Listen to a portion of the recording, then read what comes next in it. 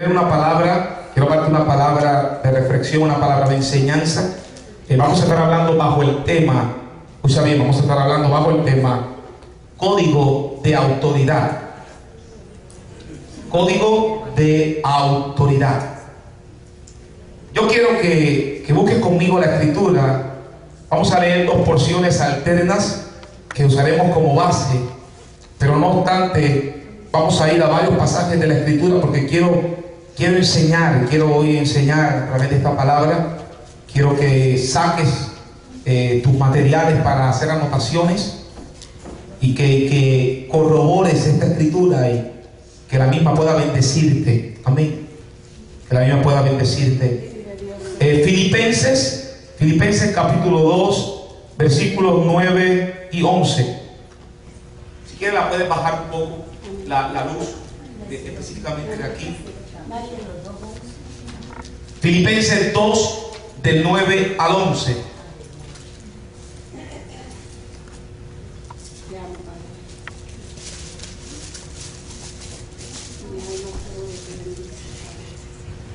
¿Tenemos todos la escritura?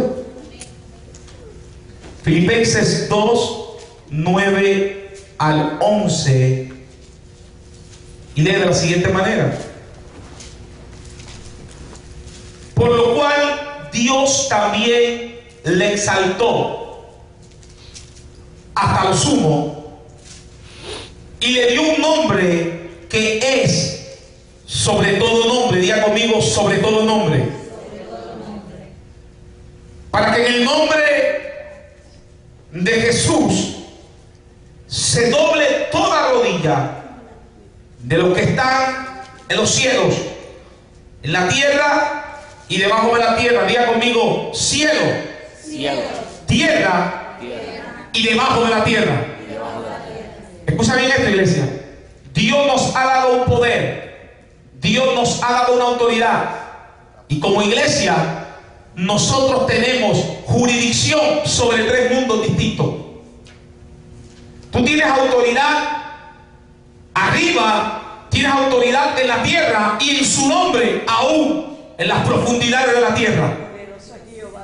En los poderes donde el enemigo opera, tu palabra y tu declaración hace temblar el infierno. Tienes que entender esto. Satanás y su imperio no intimidan a los hijos de Dios, porque Satanás no es mi adversario, Satanás no es mi contrincante, porque yo no tengo adversarios que son enemigos derrotados. Tienes que captar esa palabra. Un enemigo derrotado no puede ser un adversario para ti. Alguien que perdió no puede competir con los ganadores. Alguien que está debajo de la planta de tus pies no puede ser compatible contigo para enfrentar un encuentro a ver quién gana. Esto yo lo dije en una ocasión. Nunca veas tu posición como creyente ante el poder de las tinieblas como una riña o un desafío de pulseo, donde un día el diablo está ganando y otro día Dios está ganando. No. La Biblia dice que ya Él derrotó todo principado, toda potestad. Hebreos 2:14 dice que por cuanto Él participó de carne y sangre, también destruyó al que tenía el imperio de la muerte. La Biblia dice en Colosenses que Él nos trasladó de las tinieblas al reino de su Hijo amado. Quiere decir que la iglesia, los que hoy estamos aquí, no son de las tinieblas, somos de la luz. Amén, vive Dios. Aunque muchas veces, como dice la escritura, los hijos de las tinieblas son más sagaces que los hijos de la luz. Termino la escritura: y toda lengua confiese que Jesucristo es el Señor, para gloria de Dios Padre. Busca conmigo 2 de Corintios.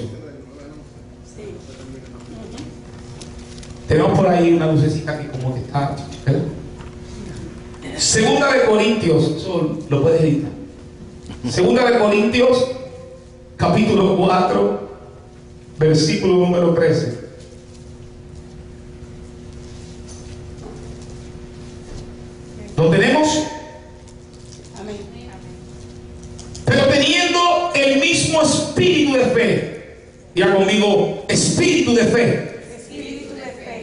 conforme a lo que está escrito.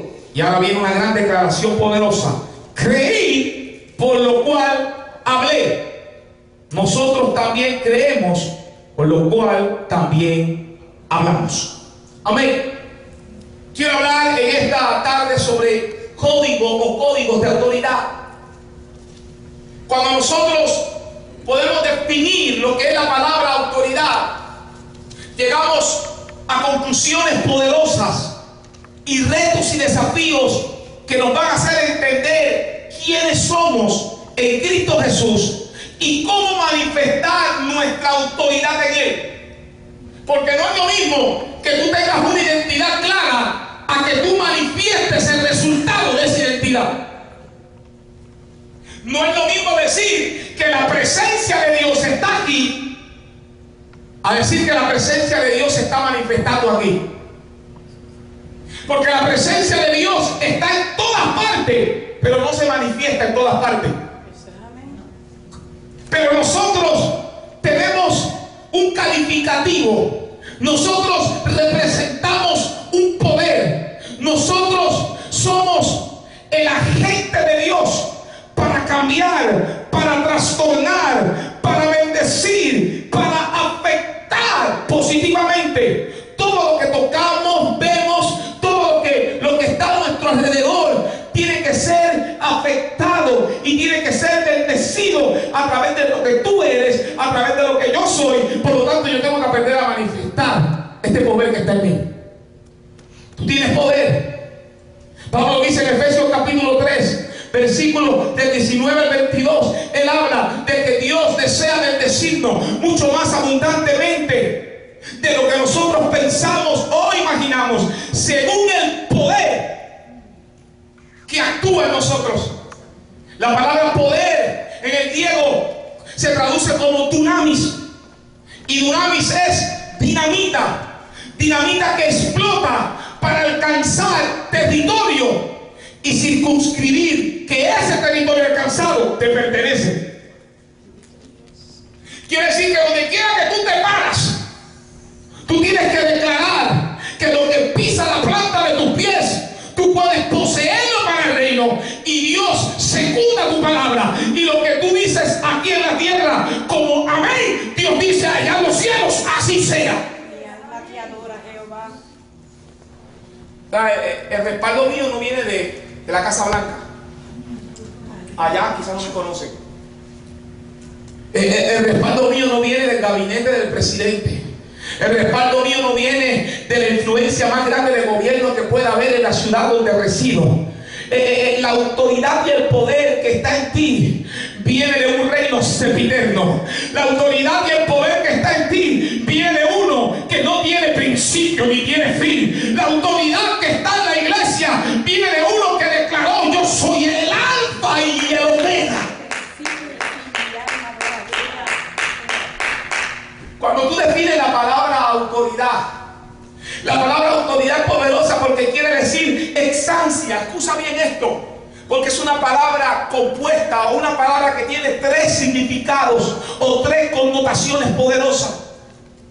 La primera de ellas en el griego es exancia, y exancia quiere decir delegación de derecho. Escucha bien eso. Hay cosas que no te pertenecen porque tú literalmente las reclamas, o porque tú literalmente las puedes tomar. Hay cosas que te pertenecen por derecho del Padre.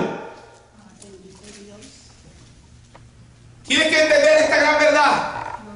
Hay momentos donde nosotros nos ponemos límites.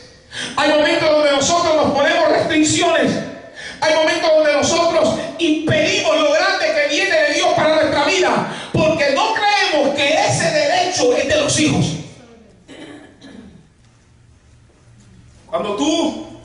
Cuando tú estás en la casa de tu padre, vamos a ponerlo desde una perspectiva de infancia. Cuando tú eras niño y estabas en la casa de tu padre, en mi caso, mis padres me instaban a proteger todo lo que estaba en la casa.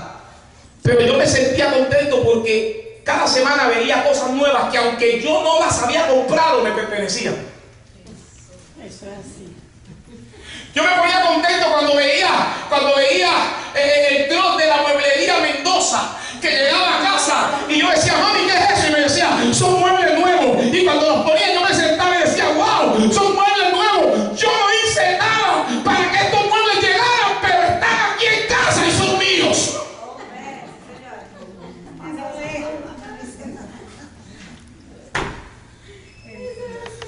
Y cuando mami llegaba y después de tener como por 10 años aquel Nova que se estaba cayendo en canto. ¿Cuántos saben esa marca de carro? Los Nova. ¿Te acuerdas los Nova? Eran buenos, sabían buenos. Esos Nova. Y amado, yo le metí cantazo. Y son buenos los Nova, ¿verdad? Sí, son buenos. Sí. Pero ya estábamos cansados del Nova que era azulito. Y un día mi mamá llega con un Monte Carlo del año. Y yo le dije, oh, ¿qué es esto? Y me dice, este es el carro nuevo. Y yo puedo sentarme, lo puedo guiar, los asientos blancos. Me senté y mami dijo, acuérdate que el pago es fuerte. Sí, mami, pero este carro me gusta. Y dice, sí, hijo, es tuyo, es tuyo. Y aunque yo no había pagado nada, aunque yo no había hecho nada, aquel carro me pertenecía por derecho. Tengo ganas de predicarte 2 horas, güey. Porque hay cosas que te pertenecen por derecho, aunque tú no hayas hecho nada para lograr que eso viniese a ti. Es una prerrogativa de tu paternidad. Es una prerrogativa del jefe de familia. Es una prerrogativa de aquellos que te dan una manutención. Es una prerrogativa de aquel que te envió al mundo y que dice, yo soy tu padre y conozco mis derechos de manutención. A Dios no hay que obligarlo a pagar social support. Dios conoce que hay unos derechos y esos derechos son representados a través de algo conmigo bien fuerte, que se escuche allá, que estremezca este lugar. Dios conmigo, son representados a través de autoridad. Autoridad. No fue bueno. Vamos de nuevo. 1, 2, 3. Autoridad. Derecho de autoridad. Exancia. Número 2. La segunda palabra para definir en un orden de mayor aumento, en un orden de mayor escala, con una connotación más profunda, es la palabra curiotes. La palabra curiotes significa, traducida al latín, poder de señorío. Escucha bien eso. Autoridad no solamente es poder de derecho, autoridad también es delegación o poder de señorío. Cuando tú eres señor, cuando tú tienes el control, cuando tú estás en una posición de señorial, esa fue la posición que Dios le dio a Adán desde el principio. Dios no le dijo a Adán desde el principio, tú vas a tratar de resolvértelas como puedas. Las cosas te tratarán de obedecer, algunas no, otras sí. No. Dios le dijo a Adán, te voy a dar una autoridad, te voy a dar un poder, y es que tú le vas a poner nombre a todo, y como tú le pones nombre a todo, todo te tiene que obedecer a ti. Mi alma que adora a Jehová. Escucha bien. Por eso es que al hombre no le gusta que lo manden, porque usted fue diseñado no para que lo manden, sino para mandar. Bendito Dios. Usted fue diseñado para operar en una autoridad de señorío. Usted fue diseñado para llamar las cosas por su nombre, y lo que yo llamo por nombre me pertenece, porque yo tengo derecho de autoridad sobre lo que yo llamo por nombre. Por esa razón fue, Joan, que no llamaste a tu tía para que ella le pusiera nombre a tus hijos, porque si ella le pone nombre a tus hijos la obedecen a ella. Pero fuiste tú la que le pusiste el nombre, fue tu esposo el que le puso nombre. Por esa razón ellos obedecen cuando tú llamas, porque asocian el nombre que les diste con la autoridad y el señorío que los está llamando. Cuando tú logras entender esto, entonces pasas a otro nivel de mayor superioridad. Es la palabra curios, parecida a curiotes, pero distinta en su etimología. Y la palabra curios quiere decir posesión de poder en pasado, presente y futuro. Yo quiero que tú captes esta enseñanza, porque cuando hablamos de poder en pasado, presente y futuro, inmediatamente podemos ver la autoridad y el señorío que Dios le da al primer hombre. Ya conmigo, primer hombre. Primero. Porque el hombre significa, número uno, en su formación, en su existencia.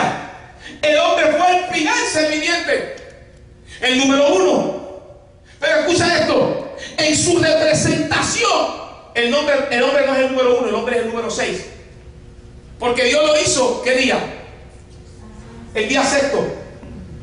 Dios formó al hombre en el día sexto. Dios creó al hombre en el día sexto. Y en el día sexto Dios lo establece. Pero cuando el hombre cae, cuando el hombre pierde el dominio, cuando el hombre pierde la autoridad, mira lo que hace Satanás. Satanás dice: yo voy a tener control sobre el hombre en el pasado, en el presente y en el futuro. Y por eso me identifico con el 666. Porque el número 6 es del hombre.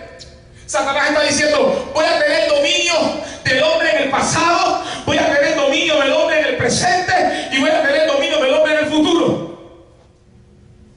Pero Dios dice: yo soy el alfa y omega. La palabra alfa es primero.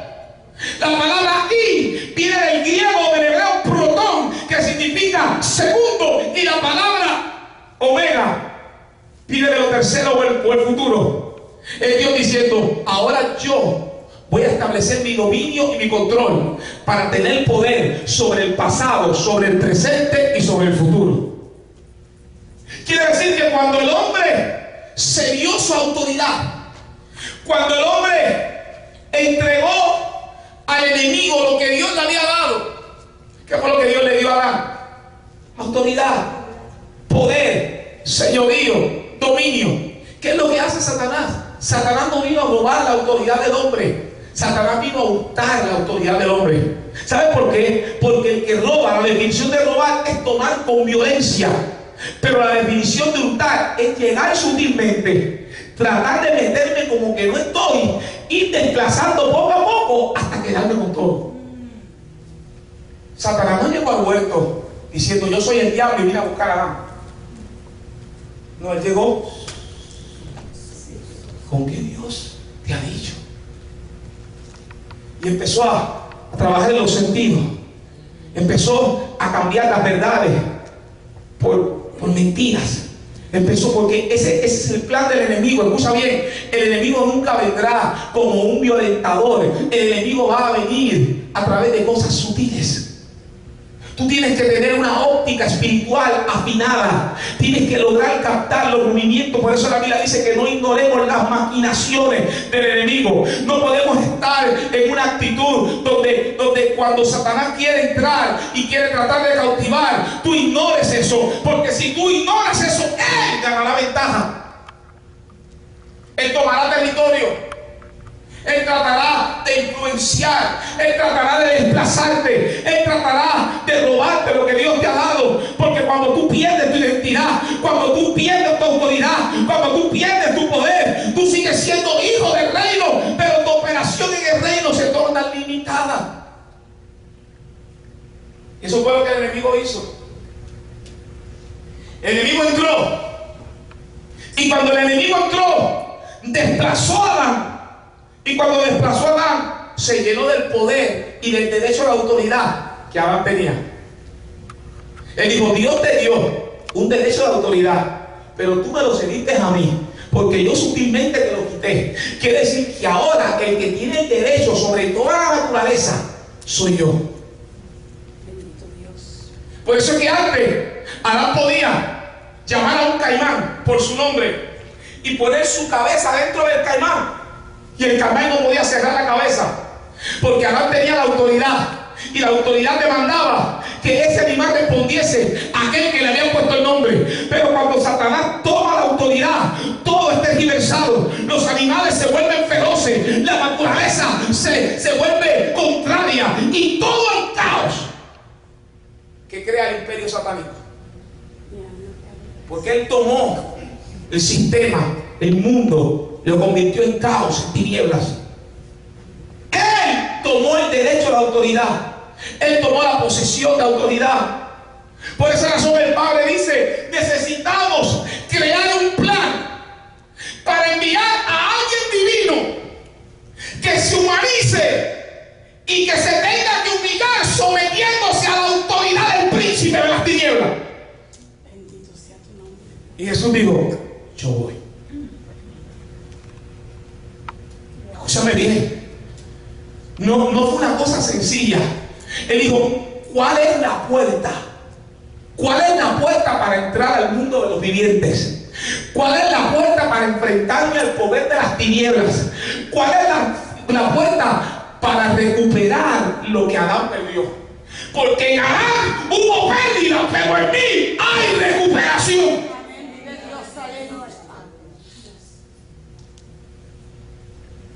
Entonces, Dios le dijo: la puerta es un vientre.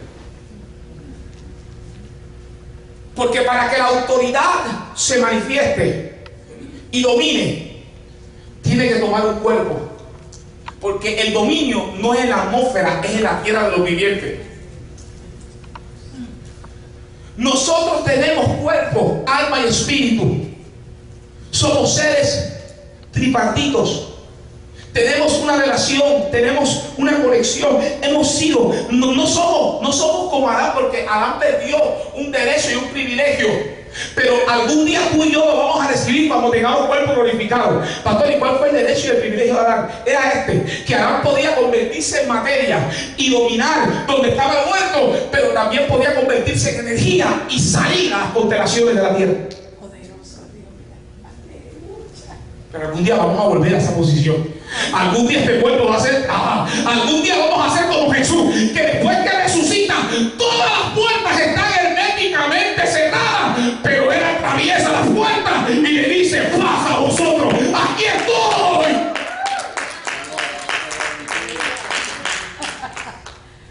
Y la Biblia dice que seremos como Él es. Y le veremos a Él y nos veremos a nosotros como en un espejo. Quiere decir que llegará el momento donde esta materia recibirá el poder del Cristo resucitado, y nuestro cuerpo corruptible dejará de ser corruptible para convertirse en un cuerpo incorruptible. Lo mortal va a morir para convertirse en inmortal. ¿Cuántos están esperando ese momento? Yo estoy esperando ese momento, amado hermano, porque la Biblia dice que será en un abrir y cerrar de ojos. Yo estoy esperando ese momento porque hay una declaración de parte de Dios para nosotros, donde ciertamente nuestros cuerpos serán transformados. Porque el apóstol Pablo dice: este es un cuerpo de humillación. El apóstol Pablo dice: esta es una carne de inmundicia. Nunca vengas al templo a ministrarle a tu carne, porque tu carne no se convierte. Tu carne está esperando ser transformada, pero nunca podrá ser convertida. Hello, ¿hay alguien que me está escuchando? Amén. Tienes que captarle esta palabra. Tienes que llevarte esto, porque esto te va a transformar. Esto te va a bendecir. Jesús dijo: yo voy a tomar la naturaleza. ¿Qué tengo que hacer? Y Dios le dice: lo primero que tienes que hacer es que tienes que despojarte de tu gloria. Poderoso eres, Padre. Kenosis en el griego. Kenosis es una palabra poderosa porque significa el vaciamiento. Me voy a despojar de mis atributos. Me voy a quitar mi ropaje. Me voy a quitar mi forma que es semejante a la de Dios. Ahí está en Filipenses capítulo 3. Voy a dejar de ser esto y voy a bajar al mundo de los vivientes. Voy a ser como ellos. Me voy a meter entre ellos y voy a desafiar a Satanás en su sistema, en su mundo, en su ambiente, hasta que pueda robar y tomar lo que es nuestro. De Dios Dios, aleluya. Escucha esto, escucha esto, escucha esto. Por esa razón, cuando Jesús viene, el primer lugar donde Jesús tiene que ir es a probar su identidad. El primer lugar donde Jesús tiene que ir es a retar los poderes de las tinieblas. El primer lugar donde Jesús tiene que ir es al desierto, antes de empezar su ministerio. Antes de completar el plan redentor, antes de terminar el propósito divino, yo tengo que ir a probar mi identidad en el desierto. Y dice la Biblia que el Espíritu lo lleva al desierto, pero allí lo estaba esperando el tentador. El tentador quería saber si verdaderamente este hombre o era humano o era divino. Él dijo una de las dos cosas. Si es humano, le va a dar hambre. Pero si es divino, va a saciar su propia hambre. Y comenzó Satanás a probarlo. Y comenzó Satanás a llevarlo a lugares. Y lo llevó al pináculo. Y le mostraba cosas. Y le decía: si tú me adoras, te daré